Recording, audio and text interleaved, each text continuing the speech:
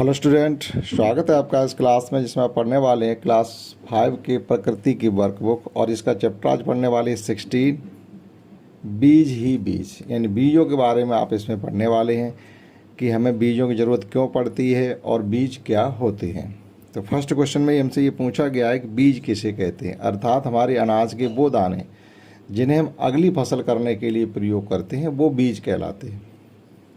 जो फसल करते हैं उसमें से भी हम बीज निकाल सकते हैं या दूसरे मार्केट से हाइब्रिड बीज भी ले सकते हैं, या और अच्छी क्वालिटी के बीज हमको मिल जाते हैं जिनको हम खेत में बोकर के अगली फसल के लिए तैयारी करते हैं। तो इसमें लिखा हुआ कि ऐसे अनाज जिन्हें ज़मीन में पुनः बोकर की नई फसल को उगाया जा सकता है उन्हें बीज कहते हैं।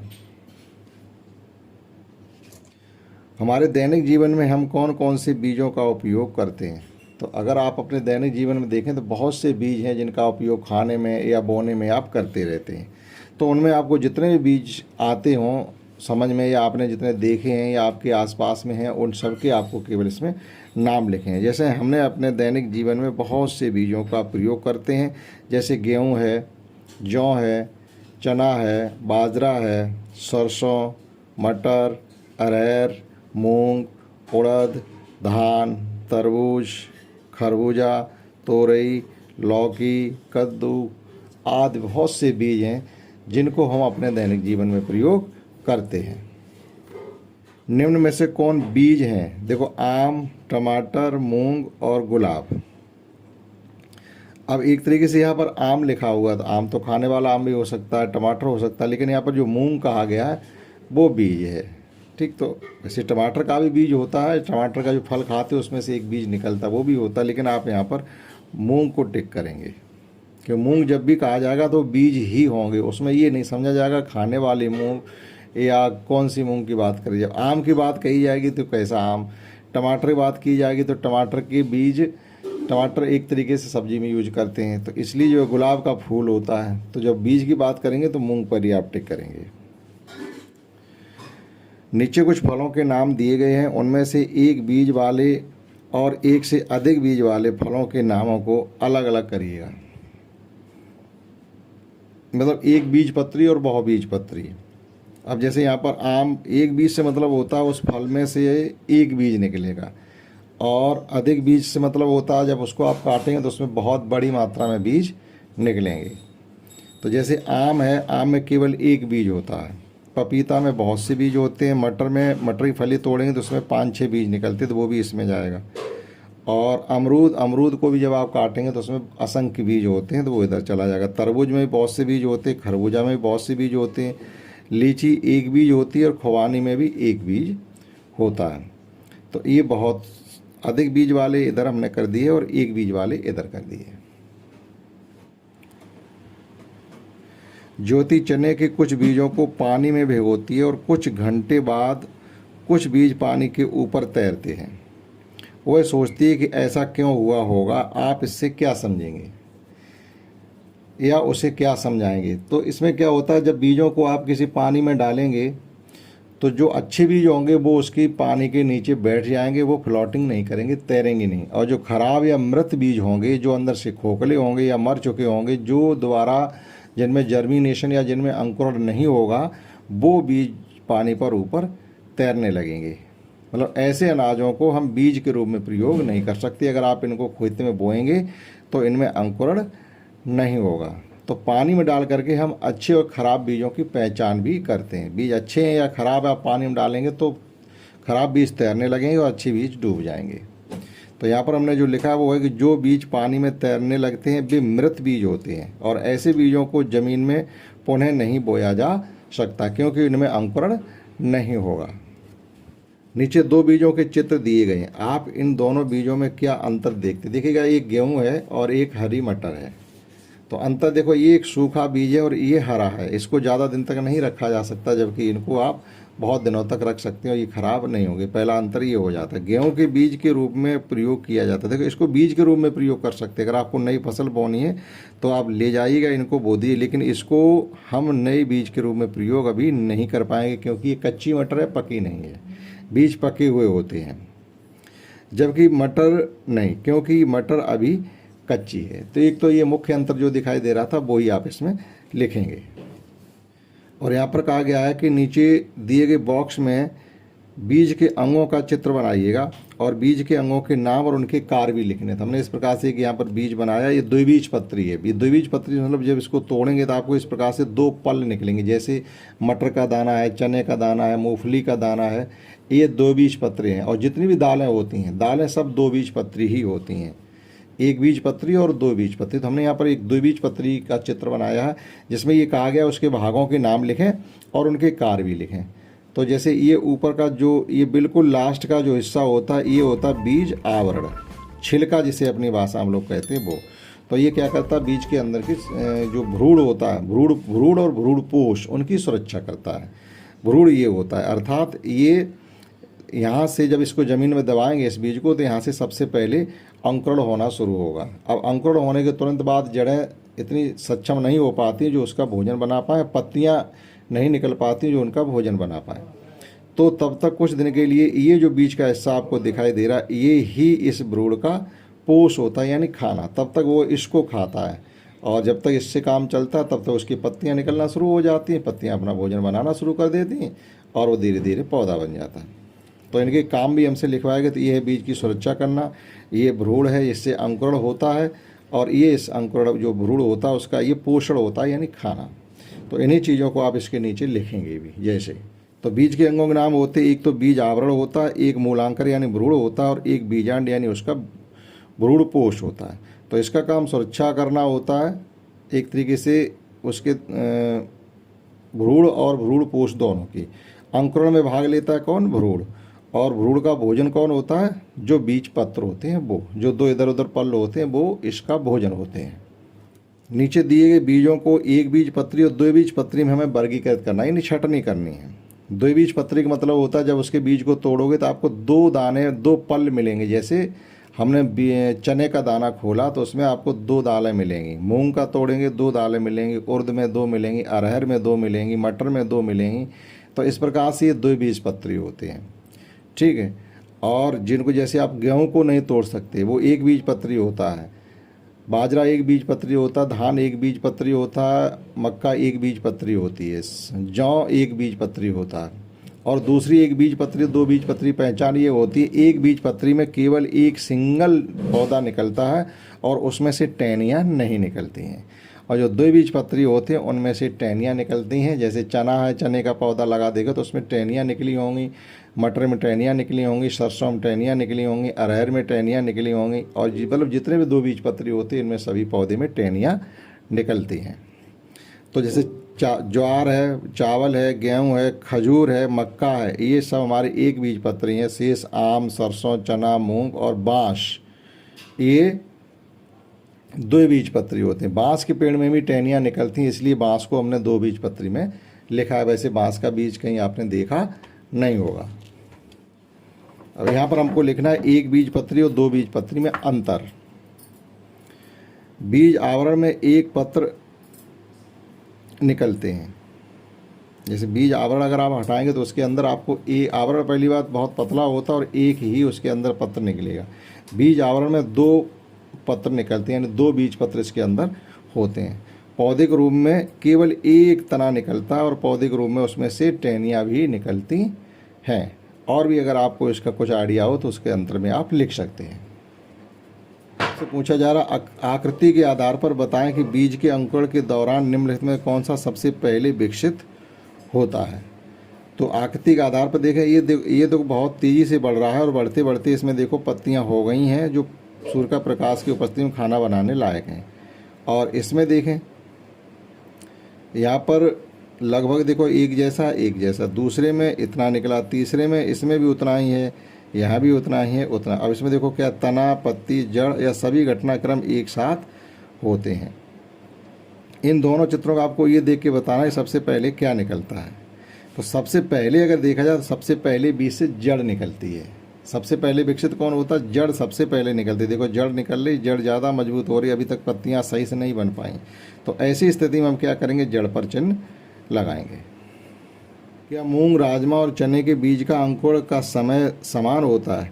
नहीं, एक समान समय नहीं होता है। देखिएगा होता क्या, चना और राजमा ये रबी की फसलें हैं तो ये बोई जाती हैं जाड़ों में और जो इसमें मूंग है वो खरीफ की फसल है, तो इनकी सबका मतलब चना और राजमे का तो एक समय हो जाएगा, लेकिन मूंग का अलग होगा। और क्या पालिश किए हुए बीजों में अंकुरण होगा? पालिश किए हुए बीजों में अंकुरण होगा, क्योंकि पालिश केमिकल की जाती है। जैसे कुछ बीजों की सुरक्षा के तौर पर उन पर केमिकल की पॉलिश कर देते हैं, जिससे उसमें घुन वगैरह या कोई दूसरी बीमारी उन बीजों में ना हो जाए। लेकिन वो बीज होते हैं जिनको हम ज़मीन पर दोबारा बोते हैं, उन्हीं पर पॉलिश की जाती है। शेष खाने वाले बीजों पर पॉलिश नहीं की जाती। हालांकि कुछ दालें वगैरह होती हैं जो बाज़ार में मिलती हैं, उन पर पॉलिश की जाती है, लेकिन वो खाने के योग्य होते हैं, और जो केमिकल लगाया जाता है वो केमिकल हमारे लिए हानिकारक नहीं होता है। तो पॉलिश किए हुए मतलब कीटनाशक की पॉलिश करेंगे तो वह बीजों का अंकुरण उनमें होगा। बीज से पौधे बनने के लिए निम्नलिखित किसकी आवश्यकता होती है? देखो, पानी की, सूर्य के प्रकाश की, मिट्टी की, हवा की, सभी चीज़ों की आवश्यकता होती है। अगर ये सभी चीज़ें हैं तभी बीज में अंकुरण होगा, अदरवाइज नहीं होगा। यहाँ लिखा हुआ है, राशि ने पानी, हवा, गर्मी और प्रकाश देकर के कुछ मूंग के बीज अंकुरित किए और इसके विभिन्न चरणों की तस्वीर भी ली है, जो नीचे दिए गए चित्र में दिखाई दे रही है। यहाँ पर वह भाग जो भूमि के ऊपर विकसित होता है, पर आप निशान लगाएंगे। भूमि के ऊपर जो विकसित होता है, तो भूमि के ऊपर तो पत्तियां विकसित होती हैं, इसकी एक पत्ती जैसी संरचना होती है बिल्कुल। ये जड़ों के दिखाई देने के बाद दिखाई, ये भी सही है, पहले जड़ आती है उसके बाद ये दिखाई देती हैं। ये हरे रंग का होता है, बिल्कुल सही बात। तो इसमें आप लगा देंगे उपरोक्त सभी, यानी जो पत्ती के विषय में कहा गया वो सभी बातें सही हैं। जड़ पहले निकलती, बाद में पत्ती आती है, ऊपर की संरचना होती है, हरे रंग की होती है। अब यहाँ पर जॉन ने निम्नलिखित बीजों को एक गीली रुई पर रखा है, और इनमें से कौन सा बीज अंकुरित होगा? देखो, गीली रुई पर रखने से क्या होगा? ये देखो, चना है, ये मूंगफली है, और ये राजमा है। चना, मूंगफली, राजमा या सभी। अब देखिएगा, गीली रुई पर अगर हम रखेंगे इस प्रकार से, मूंगफली को ही रखेंगे तो उनमें अंकुरण नहीं होगा, और ये खुले हुए बीजों को अगर हम रखेंगे तो इनमें अंकुरण होगा, इसमें भी अंकुरण होगा और इसमें भी अंकुरण होगा। तो इन सभी में अंकुरण हो जाएगा। प्योर मूंगफली होती तो अंकुरण नहीं होता, पहले हमें उसका आवरण हटाना पड़ता है। अब यहाँ पर देखिएगा, नीचे चित्र में अलग अलग परिस्थितियाँ दी गई, उनको देख करके नीचे दी गई साड़ी को पूरा करना। जैसे देखिएगा, यहाँ पर एक हमने स्केल में बीज को बांध करके पानी बिल्कुल डुबो दिया है। यहाँ पर जो बीज है वो ऐसी स्थिति में है कि उसको पानी भी मिल रहा है, यानी पानी टच है, उसके शरीर से पानी भी मिल रहा है, सूर्य का प्रकाश भी मिल रहा है और हवा भी मिल रही है, और यहाँ पर पानी नहीं मिल रहा है। तो किस में अंकुरण होगा, यहाँ पर हमें यही बताना है। तो देखिएगा, एक तरीके से जो अंकुरण वाला बीज है वो केवल ये है जिसमें अंकुरण होगा, इसमें नहीं होगा, क्योंकि इसमें पानी मिल रहा है, सूर्य का प्रकाश मिल रहा है, लेकिन हवा नहीं मिल रही है। यहाँ पर क्या हवा मिल रही है, सूर्य का प्रकाश मिल रहा है, लेकिन पानी नहीं मिल रहा है। तो इन दोनों में अंकुरण नहीं हो सकता। अंकुरण होने के लिए हवा, पानी, सूर्य का प्रकाश, सभी चीज़ें जरूरी हैं। तो केवल एक बीच वाले में ही अंकुरण होगा और किसी में अंकुरण नहीं होगा। काव्या एक प्रयोग करती है जिसमें मूंग को 4 से 5 घंटे तक पानी में डुबोकर रखती है। अब वह आधे मूंग को फ्रिज में रख देती है और शेष बचे हुए मूंग को गमले में बो देती है। तो कौन से बीज अंकुरित होंगे और कौन से नहीं होंगे और क्यों होंगे?